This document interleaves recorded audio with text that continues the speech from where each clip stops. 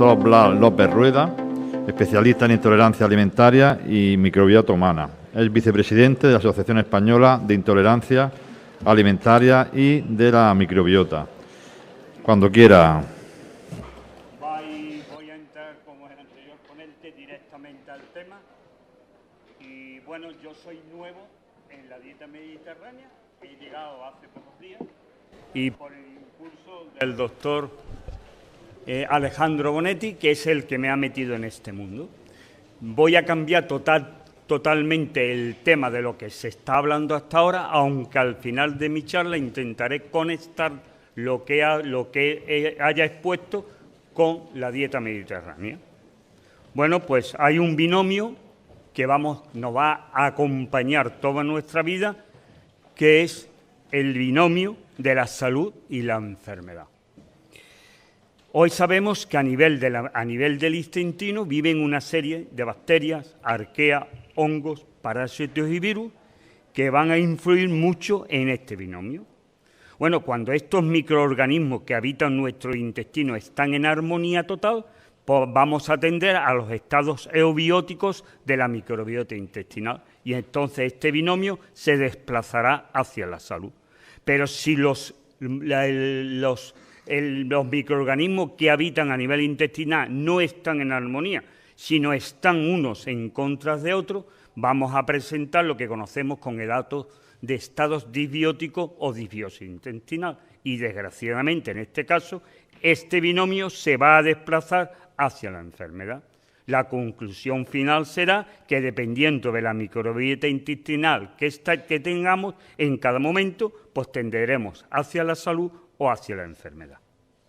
Bueno, hoy sabemos que hay una serie de estudios que salen todos los días, que no hay tiempo de leerlos todos y necesita a veces ayuda de otros compañeros que te van pasando resúmenes, donde se sabe perfectamente que hay una serie de alteraciones de la microbiota intestinal que se va a relacionar con una serie de enfermedades. Bueno, yo aquí las he agrupado en enfermedades metabólicas, digestivas, endocrínicas, neurodegenerativas, y ustedes pueden leer todas las demás porque vamos un poco falta de tiempo.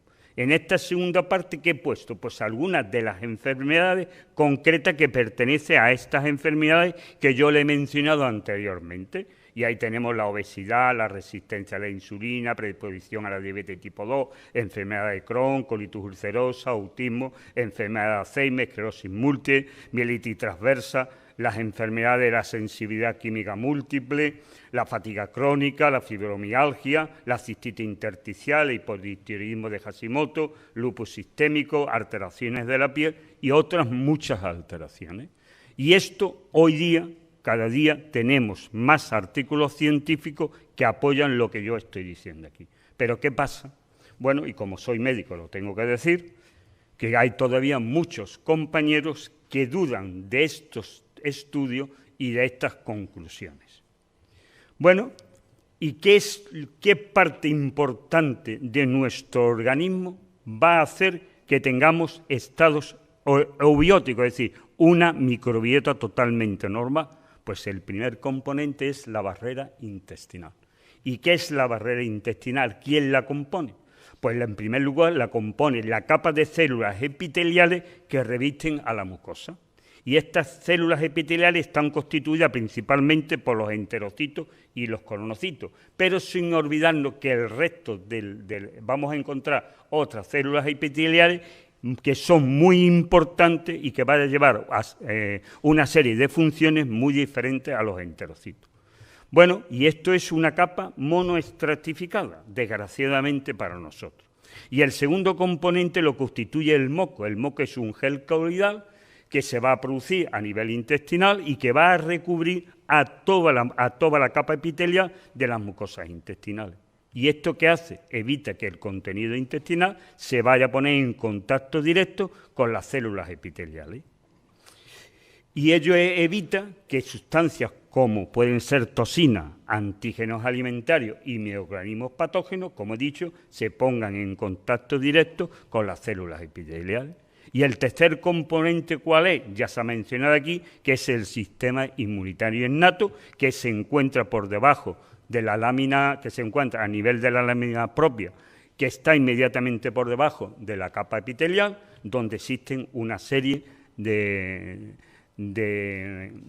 células que a continuación y más adelante veremos. Y el cuarto componente es una serie de sustancias que se encuentran a nivel de moco, como puede ser la IgA secretora, la IgMA secretora, los péptidos antimicrobianos, incluso factores que hay a nivel de la luz intestinal, como puede ser el pH, como puede ser la secreción hepática, pancreática y salivar. ¿Y todo esto para qué sirve?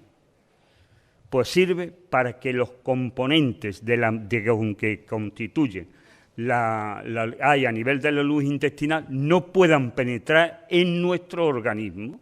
Es decir, esto nos protege que todo lo que hay a nivel de la luz intestinal no pueda entrar en nuestro organismo.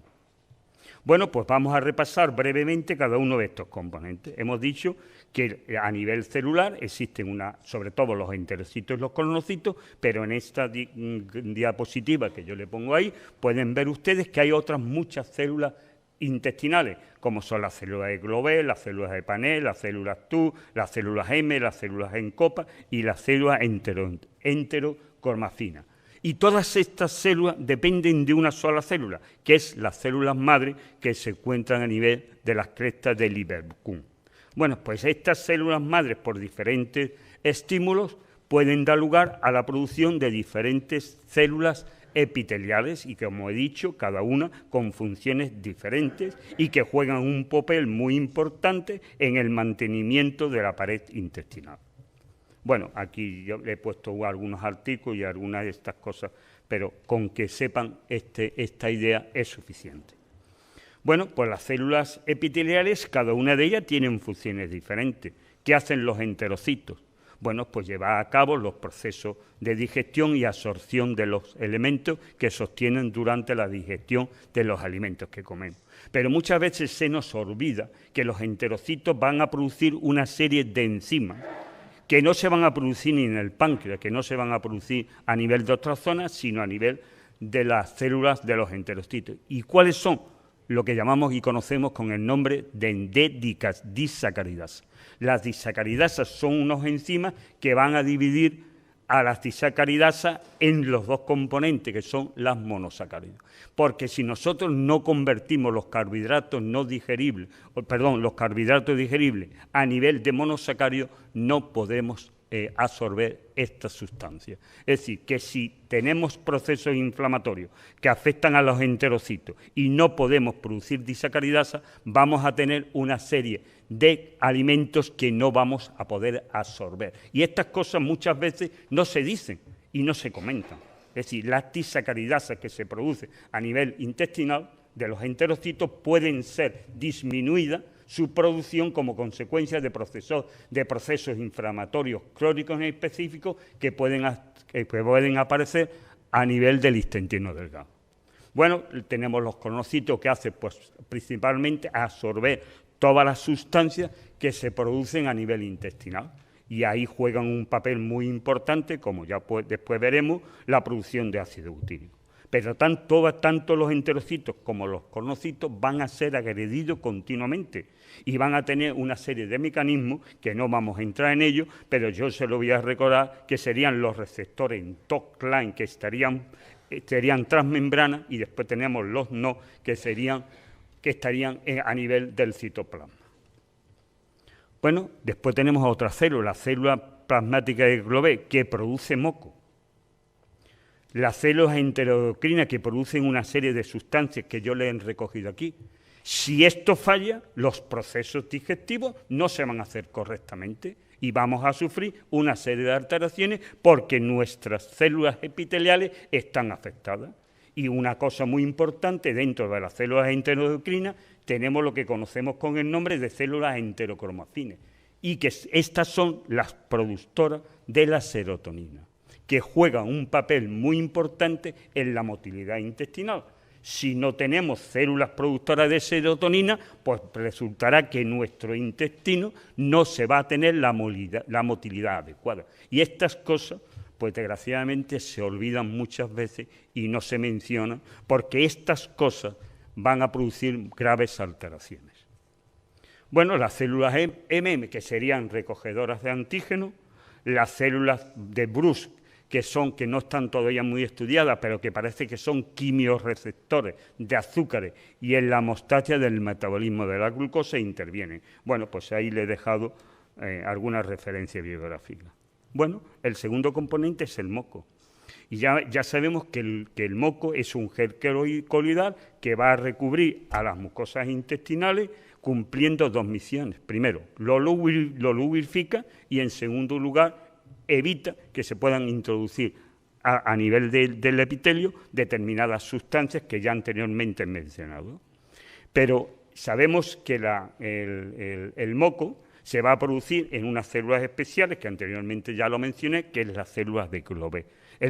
A nivel de las células de Globé se produce mucinógeno, que cuando ven ustedes estas células están llenas de suficientes vacuolas, son expulsadas al exterior. Se mezclan con el agua y aumentan de grosor y constituyen el moco. Indispensable para que no puedan sufrir procesos inflamatorios, hay que tener una capa muy buena de moco. Pero es que el moco no solamente es una barrera física. Hoy sabemos que el moco es capaz de enviar una serie de señales, ¿a qué? A las llamadas células dendríticas, que ahí aparecen en color verde y que tienen unas prolongaciones citoplasmáticas que llegan al nivel del moco. Bueno, pues cuando estas células dendríticas reciben estas señales, ¿qué hacen? Van a producir una serie de citocinas antiinflamatorias. Es decir, que ya vemos la importancia del moco de proteger y además tener una actividad antiinflamatoria. Si no hay moco, estas cosas no se pueden producir. Bueno, el tercer componente, que ya se ha hablado aquí algo anterior, sería el sistema inmunitario. Aquí he recogido algunas de las principales células que los componen, como son los macrófagos, los neutrófilos, los monocitos, las células dendríticas, los linfocitos T, los linfocitos B, que los cuales ya se han mencionado, las células natural killer, que es un tipo de linfocito, las células plasmáticas, incluidos los mastocitos. Bueno, y el cuarto componente serán todas las sustancias que se van a encontrar a nivel de la luz del moco, de la capa externa del moco, que van a producir una serie de células. Bueno, pues ya mencionamos aquí las células plasmáticas que estarían dentro de la anemia propia, que ahí están señaladas en ese gráfico, que va a producir una cosa muy interesante, que es la hemoglobina A secretora, que es la primera inmunoglobulina que se van a encontrar los patógenos cuando quieren penetrar y colonizar el moco. Y en segundo lugar también se va a producir la IgA-M secretora, pero en mucho menor cantidad. Por otra parte, la IgG que se puede encontrar a nivel de la luz intestinal no está producido por estas células, sino que llegarán a por el sistema vascular y llegarán al lumen atravesando los espacios paracelulares. Bueno, pero aquí además a esa zona del moco externa es donde están las células comensales, las buenas, que nos van a impedir que otras células lo puedan colonizar. Si no tenemos esas células buenas a ese nivel, resultará que entonces las células patógenas van a penetrar a nivel del moco. Y además, ¿qué hacen estas bacterias? Juegan un papel muy importante en la inmunidad porque estarán comunicarse últimamente con todo nuestro sistema inmunitario y además va a contener una competencia alimentaria con todas estas bacterias. Bueno, aquí no voy a entrar, sería cómo se produce la IgA secretora por falta de tiempo. Aquí tendríamos la estructura de la IgA-M. Cuando falta IgA secretora, aparece la IgM, que también la producen las células plasmáticas, pero en mucha menor cantidad. Y aquí tendríamos como la IgM, como he dicho, procede en su mayoría de la circulación sistémica y llegaría a la luz atravesando los espacios paracelulares. Bueno, pues aquí vemos, aquí le he puesto como estas diferentes sustancias que hemos hablado antes, que eran las lisocinas y las defensinas, cómo pueden matar a las células por diferentes caminos.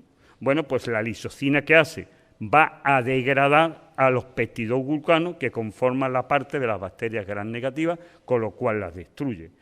Por su parte, las defensinas, ¿qué hace? Pues el péptido se une a la membrana celular, penetra y desde luego va a crear unos canalículos donde va a entrar agua y la célula va a morir por un choque osmótico y esta actúa sobre bacterias gram positivas, gram negativas, también virus y hongos. Bueno, pues vemos por consiguiente cómo todos estos elementos que hacen intentar que no penetre nada en el interior del cuerpo, con lo cual mantendremos la salud y iremos a los estados eubióticos. Bueno, esta es una diapositiva que recogí aquí por las diferentes partes donde pueden intentar entrar los antígenos en nuestro organismo. Bueno, un gráfico final de todo lo que he dicho, pero lo voy a poner porque hay que decir algo más. Pues a nivel del epitelio hay lo que llamamos los linfocitos intraepiteliales. Y hoy parece ser, según los estudios últimos que estamos viendo, juega un papel muy importante junto con el Escherichia coli comensal en lo que conocemos con el nombre de tolerancia antigénica alimentaria. Es decir, que los linfocitos intraepiteliales junto con el Escherichia coli va a entrenar a nuestro sistema inmunitario a decir lo que puede ser bueno y lo que no puede ser bueno. Cuando comemos los alimentos, como en nuestro sistema inmunitario innato está entrenado, no va a atacar los alimentos, porque a final de cuentas los alimentos son sustancias antigénicas y entonces no pasa nada. Y determinadas bacterias comensales también le están diciendo a nuestro sistema inmunitario, por favor, cuando estas células estén aquí, no las ataque. Bueno, visto esto, vamos a entrar en un concepto muy importante que es la permeabilidad intestinal. Pues hoy sabemos que cuando comemos se produce una serie de nutrientes que durante la digestión pasan a la sangre. ¿Y por dónde pasa? Pues a través de los enterocitos, por diferentes mecanismos, como pueden ser transportadores de membrana, por gradientes de concentración o incluso por un paso facilitado. Bueno, pero esta no es la única vía de penetración de los alimentos en nuestro organismo. Está también lo que llamamos los espacios paracelulares. Los espacios paracelulares es el espacio que queda entre dos células epiteliales. Pues por ahí también van a entrar una serie de nutrientes.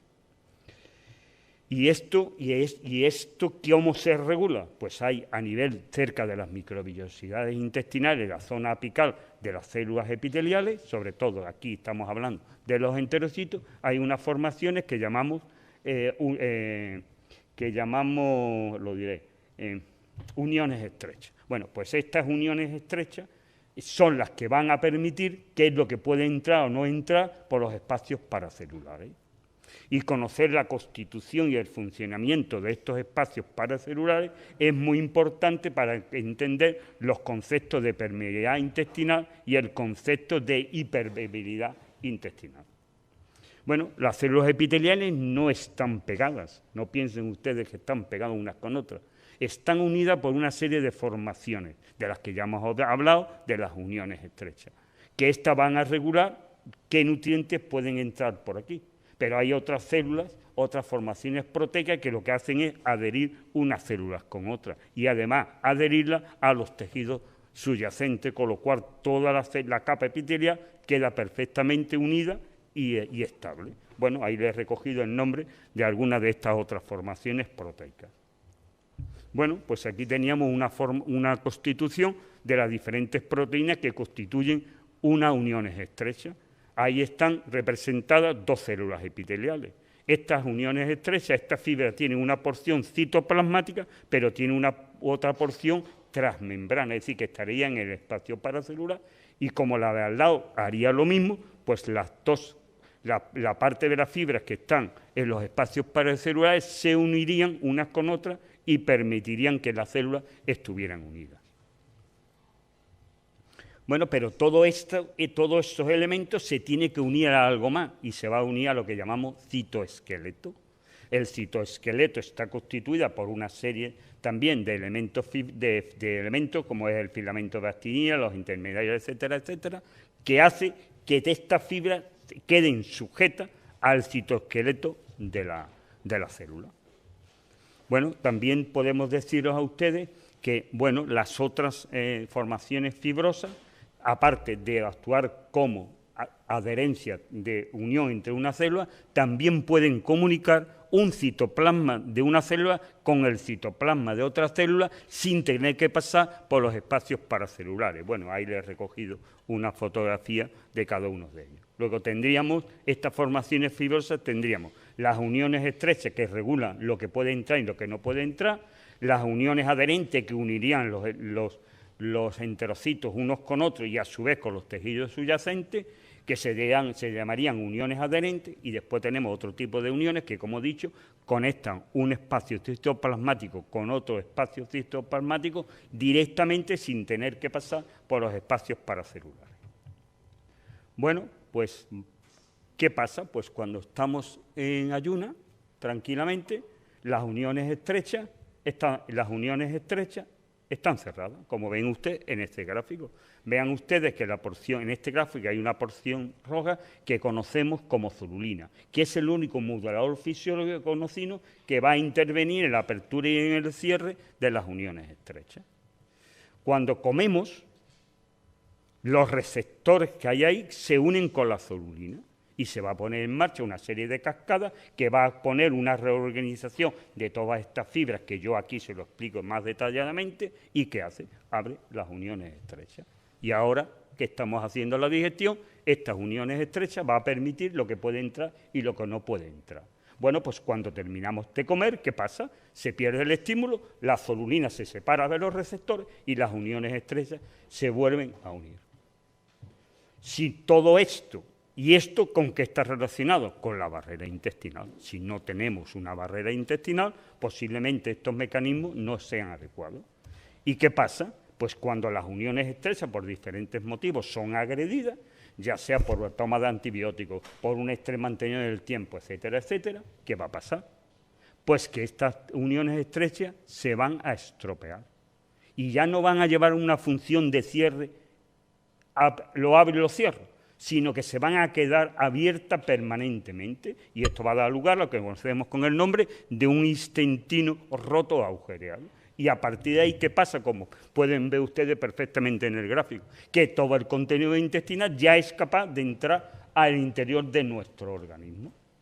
Por eso la importancia tan importante que es tener una barrera intestinal sana y potente, para que no ocurra estas cosas. Y cuando estos alimentos y estas toxinas y estos virus, bacterias, todo que puede penetrar de una forma continua, ¿qué va a pasar? Pues lo primero que va a pasar es que se va a producir una actuación de los sistemas para luchar contra esto, que es un aumento, va a haber un aumento de la carga tóxica y un aumento de la carga antigénica. Luego nuestro sistema inmunitario innato rápidamente responderá, posiblemente no será suficiente y tendrá que intervenir también el sistema inmunitario específico, y al mismo tiempo, ¿qué va a pasar? Si hay un aumento de la carga tóxica, el hígado tiene que esforzarse para llevar a cabo la detoxificación de todas estas sustancias antigénicas. Bueno, esto indiscutiblemente estará relacionado con el contexto disbiótico que tenga el paciente. Bueno, hoy se considera que la celulina puede ser un biomarcador de enfermedades autoinmunitarias, de enfermedades del sistema nervioso y de cánceres. Pero cuando esta carga tóxica y esta carga antigénica se mantienen en el tiempo, ¿qué va a llevar?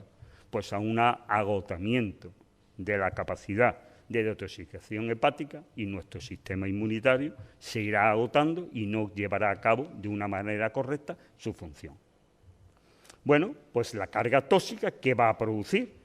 Pues aquí va a producir primero una hepatotoxicidad y después una serie de enfermedades evolutivas en el tiempo, como es una esteatosis hepática no alcohólica, la fase de fibrosis, una cirrosis hepática, hasta llegar a un cáncer de colon. Es decir, que un aumento de la permeabilidad intestinal mantenida en el tiempo, la carga tóxica puede producir todas estas enfermedades. Pero es que además hay una carga antigénica y entonces van a aparecer una serie de alergias alimentarias, porque ya nuestro sistema inmunitario no es capaz de controlar todo adecuadamente. Bueno, y aquí tengo recogido la hipersensibilidad tipo 1, tipo 2, tipo 4, pero parece ser que la inmunoglobulina IgE sería la que más participaría en estas alteraciones alimentarias, que se pueden manifestar por alteraciones de la piel, por alteraciones del tracto gastrointestinal o incluso por alteraciones del aparato respiratorio. Pero es que además, todo esto, ¿qué va a producir? Y ahora aquí sí vamos a ver que se va a producir un proceso inflamatorio crónico sistémico de bajo grado, a diferencia de la respuesta masiva que se produce, por ejemplo, en el caso del COVID. Aquí la respuesta es silente y crónica.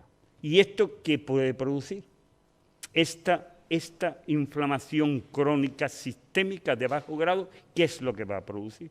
Alteraciones metabólicas, obesidad, resistencia a la insulina y predisposición a la diabetes tipo 2. Pero es que además puede producir procesos de neuroinflamación, autismo, depresión, ansiedad o incluso una serie de enfermedades degenerativas del sistema nervioso, como Alzheimer, esclerosis múltiple, Parkinson y otras enfermedades. Bueno, pero es que además este aumento de la carga, ¿qué va a producir? Una serie de enfermedades autoinmunitarias, lupus eritematoso, hipotiroidismo, enfermedad celíaca, alopecia, etcétera, etcétera, como tengo ahí recogido. Pero es que además hoy sabemos que el aumento de la carga antigénica, y hay muchos trabajos del profesor Alessio Fasano, que es un pediatra dedicado sobre todo al estudio del gluten, que dice que el aumento de permeabilidad intestinal es una de las causas principales de la aparición de las enfermedades autoinmunitarias. Bueno, pero es que además esta carga antigénica, mantenida en el tiempo, va a producir cáncer de mama, cáncer pancreático, cáncer de ovario, adenocarcinoma pulmonar y cáncer cerebral. Bueno, pues vemos la importancia que tiene tener una barrera intestinal sana con una permeabilidad fisiológica, sin sufrir alteraciones. Bueno, ¿y cómo nuestro organismo puede mantener esto? Pues esto va a estar íntimamente relacionado con nuestra microbiota. Es decir, va a haber una serie de bacterias que van a llevar a cabo una serie de funciones para mantener la integridad de la barrera intestinal e impedir que nada pueda entrar a nivel de nuestro organismo. Y ahí tendríamos la microbiota reguladora intestinal, consumidora de moca, productora de ácido butírico y la microbiota de contención. Bueno, pues sí, y vamos a ver esto. La primera bacteria que lleva a cabo una regulación del moco es la Akkermansia, que además vive en el moco, en la capa externa del moco, y además su único sustrato es el moco. Come moco y va a producir una serie de sustancias como son oligosacáridos y ácido acético y propiónico, que a su vez sirve de sustrato alimenticio para otros tipos de bacterias. Y a su vez, esta sustancia, como el acetato y el propinato, va a pasar a la sangre, se va a distribuir por el organismo y va a llevar una serie de beneficios para el huésped. Pero es que, curiosamente, la Akkermansia no solamente come moco, sino que lo vas a estimular, de tal manera que estimula más de lo que come, con lo cual cuando la Akkermansia está en condiciones normales, la cantidad de moco que se produce va a ser normal, con lo cual el moco estará protegiendo a las bacterias epiteliales. Bueno, está constituido sobre todo por agua y unas glicoproteínas, conocemos con el nombre de mucina, siendo el MUC2 la más importante. Por consiguiente, las Akkermansias son imprescindibles para mantener una capa de moco sana y potente. Bueno, aquí muchas otras funciones de las Akkermansias, aparte de estas que le he mencionado. Hay una bacteria que es el Bifidobacterium dentium, que también tiene la capacidad de estimular la producción de moco. ¿Y cómo lo hace? Pues estimulando a la célula de Globé. Es decir, tanto la Akkermansia como el Bifidobacterium dentium lo que hacen es estimular a la célula de Globé para que produzcan moco. Esta no degrada moco, solamente estimula el moco. ¿Pero qué problema hay? que prácticamente lo encontramos en muy pequeñas proporciones a nivel intestinal. Y no hay ningún probiótico que podamos dar en la actualidad con esta bacteria.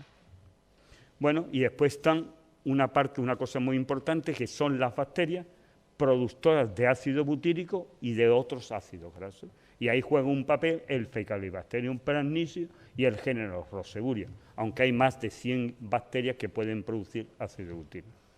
¿Y por qué es tan importante el ácido butírico? Porque produce ácido graso y es el alimento principal de los colonocitos. Los colonocitos comen ácido butírico. Y además el ácido butírico, aparte de alimentar a los colonocitos, ¿qué hace? Pues va a producir una serie de acciones antiinflamatorias sobre las mucosas intestinales por diferentes caminos que yo ahí se los he recogido. Luego, si no tenemos bacterias que produzcan ácido butírico, no tendríamos unos colonocitos sanos y no tendríamos un proceso antiinflamatorio a nivel de las mucosas. Bueno, esto no voy a explicar, los mecanismos de absorción, más cosas. Lo que quiero decir con esto es que si las Akkermansia y las bacterias productoras de ácido butírico están normales, vamos a conservar una barrera intestinal sana. Si las bacterias productoras de moco o productoras de ácido butírico no existen, pues posiblemente nuestra barrera intestinal se deteriore, aumente la permeabilidad intestinal y empiecen a pasar una serie de alimentos al interior de nuestro organismo. Bueno, aquí un número de bacterias que cuando cambian los sustratos lo que hacen es comer también moco. Si estas bacterias que yo le he puesto aquí, en un momento determinado, cambiamos nuestra alimentación y no encuentran su sustrato, ¿qué hacen? Comer moco. Y si comen moco, ¿qué hacen? El grosor de la capa de moco disminuye. ¿Y esto qué favorece? Pues va a favorecer que ciertas bacterias puedan adherirse a nivel epitelial, con lo que se pondrá en marcha una serie de procesos que llevarán a unos procesos inflamatorios locales. Bueno, y después tenemos la microbiota protectora, que la voy a resumir muy fácilmente. ¿Qué haría? Pues crear un medio hostil para el crecimiento de las bacterias patógenas y crearía un medio saludable para el crecimiento de las bacterias comensales. Además que se produce una serie de sustancias muy interesantes, vean ustedes ahí todas estas bacterias, la cantidad de bacteriocinas que pueden producir que sirven para matar específicamente a determinadas bacterias. Sí, todos estos mecanismos es lo que nos protege de que nada pueda entrar en el interior. Pero si estos mecanismos están alterados, es normal que tengamos una barrera intestinal alterada con un aumento de la permeabilidad intestinal y el paso de todos los elementos a nivel intestinal con todas las alteraciones que yo ya les he explicado. Bueno, pero hay otro componente muy importante, que es la carga tóxica que puede penetrar a través de estas uniones estrechas. Bueno, y ahora viene para mí una de las microbiotas más olvidadas, pero que más daño hacen a nivel de todo nuestro cuerpo, que es las bacterias gram negativas y que tienen en su capa externa, en su membrana externa, unos polímeros complejos que conocemos con el nombre de lipopolisacáridos. Bueno, pues cuando las bacterias gram negativas mueren, estos portadores, estos LPS quedan libres a nivel de la luz intestinal. Si estas bacterias portadoras de LPS están en una cantidad normal, no pasa absolutamente, en el juego, son toleradas por nuestro organismo. Pero cuando las bacterias gram negativas aumentan espectacularmente, la cantidad de LPS que se va a encontrar a nivel intestinal va a ser muy elevado. Vemos aquí la diferencia que hay en la composición de las bacterias gram positivas con respecto a la gram negativa. Vemos que las gram positivas no son portadoras de LPS y por consiguiente aquí no va a tener ninguna infunción. Pero ¿qué pasa cuando estos LPS aumentan? Pues se va a producir un aumento de los LPS de la luz intestinal. Y estos van a producir una inflamación crónica por un aumento de la permeabilidad intestinal. Y cuando se produce un proceso inflamatorio, los LPS van a pasar a la sangre y van a ser captados por los malditos macrófagos, por los receptores toll-like de los macrófagos, en forma de células de Kupffer, que van a poner en marcha, van a estimular a los receptores TRL4 y va a poner en marcha una serie de citoquinas inflamatorias, como vemos aquí, por una activación del factor nuclear NFK. Es decir, ya vamos a tener una serie de citoquinas que se están produciendo a nivel sistémico por culpa del aumento de los LPS que son captados por los receptores Toll-like de los macrófagos. Pero esto mismo y esto que va a producir un proceso inflamatorio en todo nuestro organismo de bajo grado y que puede pasar desapercibido durante muchos años. ¿Y qué pasa? Esto mismo va a ocurrir a nivel cerebral. ¿Por qué? Porque los LPS tienen la capacidad de atravesar la barrera hematoencefálica y cuando lleguen allí habrá una activación de los receptores TRL4 que se encuentran a nivel de la microglía, es decir, del sistema inmunitario a nivel cerebral. Y esto que va a producir una neuroinflamación. Y esta neuroinflamación va a estar muy relacionada con la depresión, el autismo, la pérdida de memoria y un déficit de atención. Y es lo responsable de la obesidad, de la resistencia a la insulina y a la predisposición a la diabetes tipo 2. Bueno, pues vamos a explicar un poco cómo se produce esto. Cuando esta inflamación sistémica se mantiene en el tiempo, va a haber un aumento del cortisol.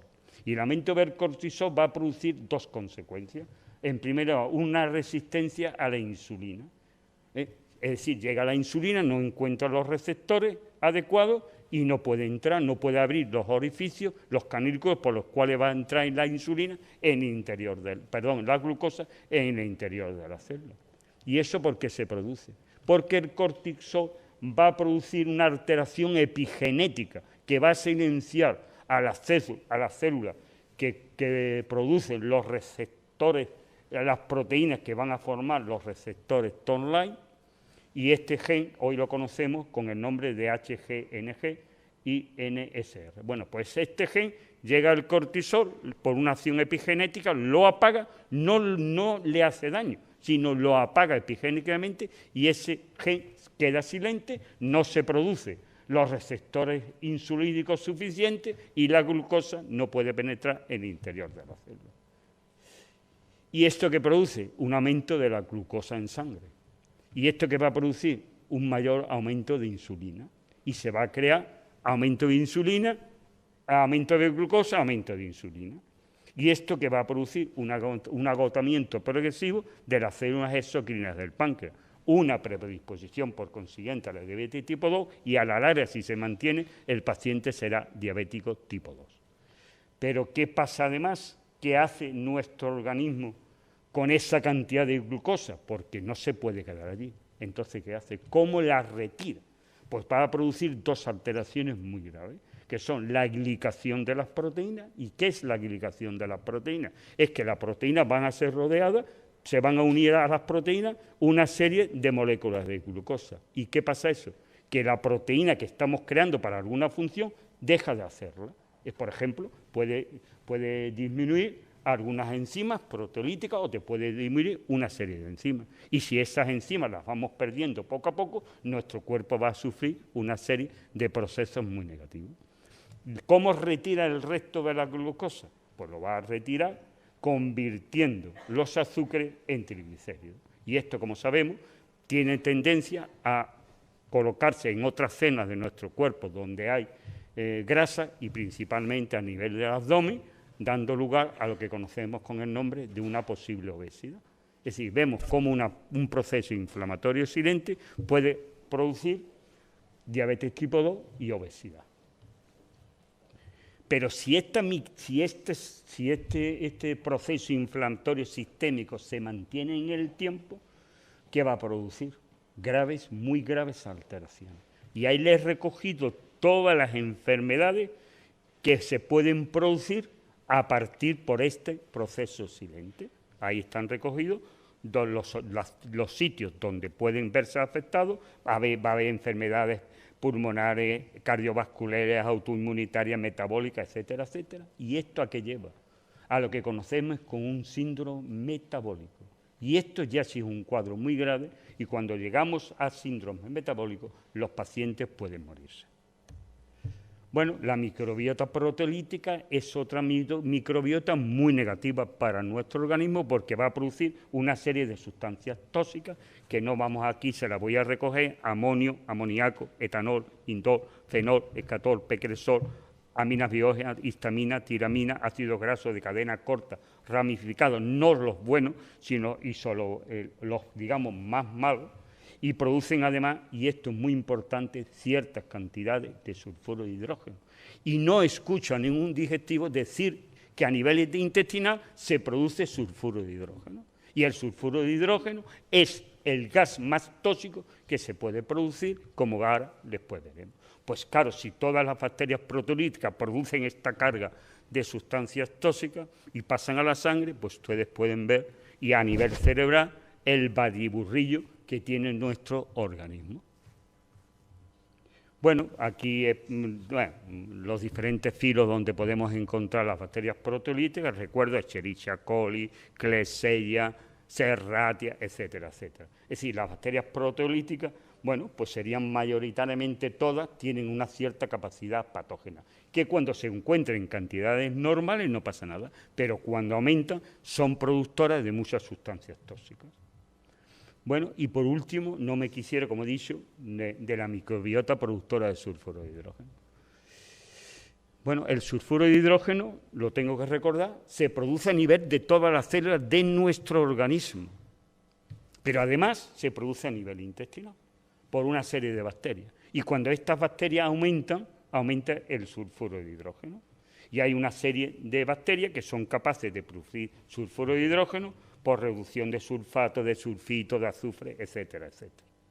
¿Y qué pasa? ¿Qué pasa con este sulfuro de hidrógeno? ¿Por qué es tan tóxico?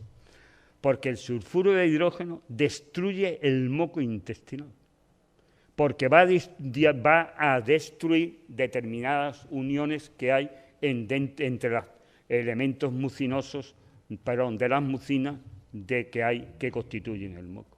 Y cuando este moco se destruye, ¿qué pasa? Pues vamos a encontrar las diferentes partes del intestino donde no está protegido por el moco. ¿Y qué pasa? Pues que rápidamente las células patógenas tienen capacidad de llegar a ese nivel porque no hay moco que le impida el paso. Y cuando se adhieren a las células epiteliales, se van a poner en marcha una serie de procesos inmunitarios que nos va a dar para defendernos a un proceso inflamatorio local, teniendo en cuenta que el sulfuro de hidrógeno puede producir lesiones ulcerativas que recuerdan a una colitis ulcerosa.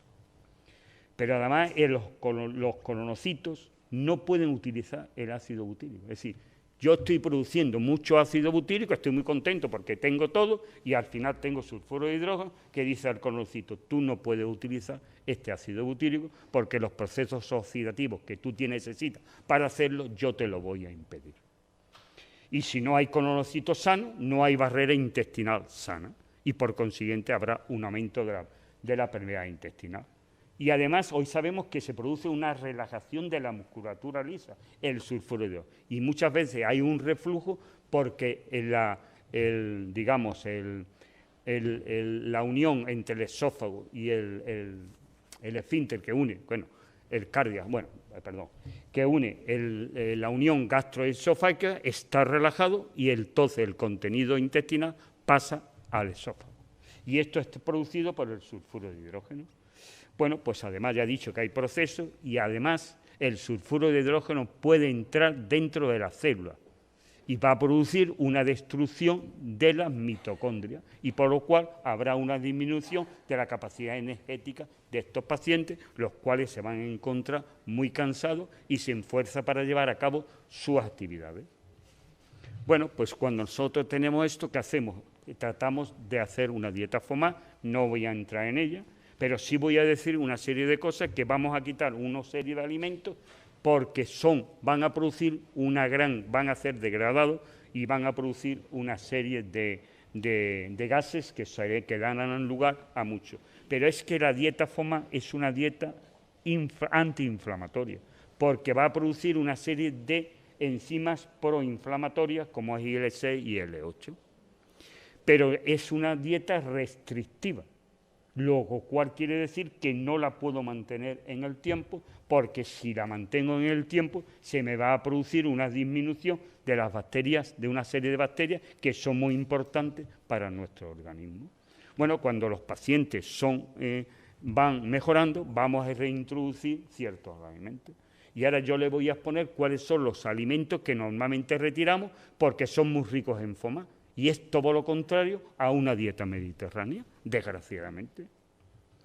Hortalizas, verduras, frutas, cereales, semillas, legumbres, frutos secos y polioles y gomas. Porque cuando los pacientes comen estos alimentos, como su intestino no es capaz de procesarlo, van a aparecer una serie de síntomas digestivos y de síntomas extradigestivos que le condicionan muy negativamente su vida. Bueno, y además la dieta FODMAP, como se altera todas las células epiteliales, no solamente puede tener intolerancia a la fructosa, a la lactosa, al sorbitol, al déficit de DAO, a una disminución de la absorción de los carbohidratos, a una alteración en la digestión incluso de las grasas, porque hay bacterias que son capaces de llevar a cabo una desconjugación de las sales biliares y por consiguiente aparecerán déficits de vitaminas y minerales y enfermedades consecuencia de estos déficits. Bueno, aquí sí hay una parte de la dieta FODMAP que coincide con la dieta mediterránea, que es no comer ningún producto procesado, y en esto yo porque son enfermos, soy muy exigente, no comer carnes rojas, sí permitidos carnes blancas, pollo, conejo, pavo, permitido huevos, permitido pescado blanco en la primera edad y más adelante pescados grasos cuando mejore la capacidad de la tolerancia a la grasa, permitido aceite de oliva en virgen extra. Pero yo quiero hacer aquí una consideración. El aceite virgen extra tiene 2 porciones y siempre hablamos de las virtudes de los diferentes componentes grasos que lo componen. El ácido oleico, la gran cantidad de grasas poliinsaturadas, pero nos olvidamos de la porción insaponificable del aceite de oliva. El aceite de oliva tiene 2 porciones, una porción saponificable y una porción insaponificable que representa entre 1 y 2%. Y ahí está parte del secreto por qué el aceite de oliva virgen extra es el oro de nuestra salud.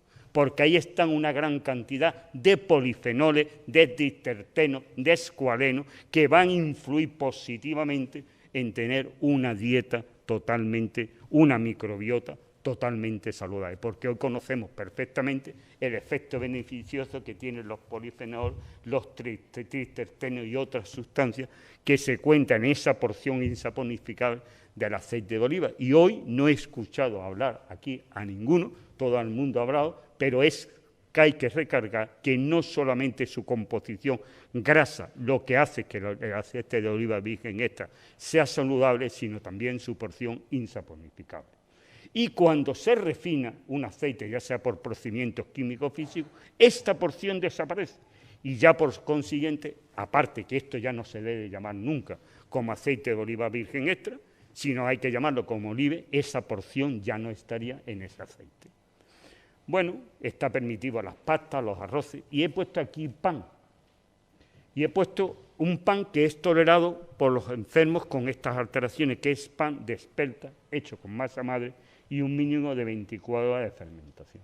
Cuando ponemos pan, no deberíamos poner pan, deberíamos especificar muy bien qué tipo de pan, porque el trigo con el que podemos hacer un pan fantástico que va a luchar y nos va a dar salud, y podemos hacer un pan que es una verdadera contraindicación comerlo. No un pan con 1 hora de fermentación y con levadura, eso no es un pan. Eso es un sucedáneo que la sociedad le ha querido llamar pan. Yo nunca le llamaría pan. Yo llamo pan a aquellos panes que están hechos con cereales, si son integrales mejor, con masa madre y con fermentaciones de 24 a 36 horas. ¿Y por qué? Porque cuando nosotros fermentamos un pan con 1 hora, no llevamos a desarrollar un solo tipo de fermentación, donde intervienen las bacterias. Pero cuando nosotros hacemos fermentaciones largas, hay 2 tipos de fermentaciones distintas. Primero bacterias, luego levadura. Luego la transformación que sube el pan es completamente normal a los que nos quieren vender hoy como pan. Y siempre tengo que decir lo mismo. Cuando yo tenía 20 y tantos años, iba a una finca del norte de Huelva, íbamos a comprar, entonces en burro, porque no había ni carreteras, pues íbamos y comprábamos pan en un pueblo que se llama Hinojales. Bueno, pues ese pan nosotros nos lo llevamos, lo metíamos en una onza de barro, y ese pan duraba 15 días. ¿Qué pan hoy dura 15 días? Ustedes compran unos panes que por la mañana, si están recién hechos, están buenísimos, pero por la noche es chicle. Y hacen ustedes así y hasta suena. Eso no es pan. Y eso se debía especificar muy bien en la dieta mediterránea. Y siento que haya grandes libros de grandes panaderos que hablen de cómo se hacen estos panes en una hora. Eso no es pan.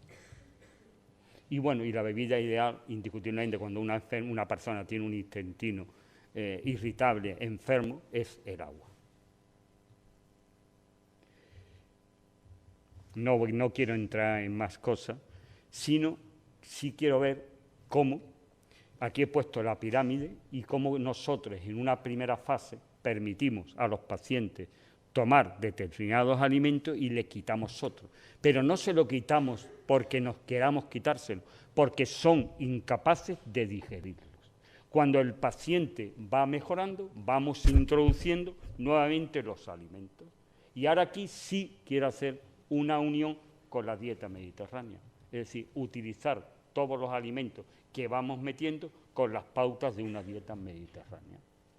Porque la dieta mediterránea, ya por el doctor Emerand Meyer, que es un gastroenterólogo que vive en los Estados Unidos, aunque su procedencia es alemana y estuvo unos años trabajando en Norteamérica, en su libro The Mind-Gut Connection ya dice que desde el año 1960 hay muchos científicos que se dieron cuenta que aquellos pacientes que tomaban una dieta mediterránea tenían tasas más bajas de enfermedad y además vivían más. Pero además, entre las dietas inflamatorias, esta ocupa un lugar destacado. Y es la verdad, es la de las únicas dietas que demuestra tener una casualidad perfectamente como a dieta antiinflamatoria.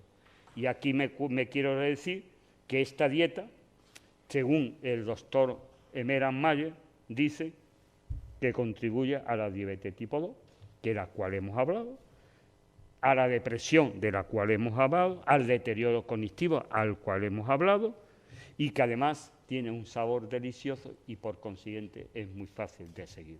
Bueno, y esto es todo de lo que hoy día tenía que decir. Pero para terminar, que te voy a tardar 2 minutos y le voy a poner un estudio metagenómico de una persona.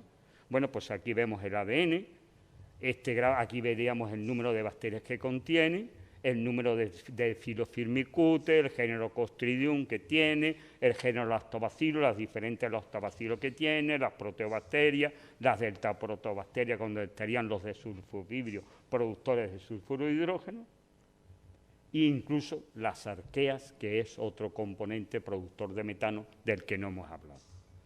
Y el grupo de virus, fíjense ustedes los virus que tenía esta paciente.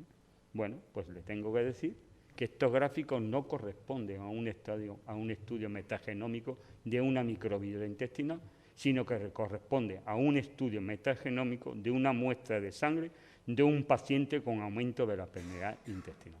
Fíjense ustedes la cantidad de bacterias, de virus, de arqueas que han pasado desde el intestino al interior de nuestro organismo simplemente porque hay un aumento de la permeabilidad intestinal.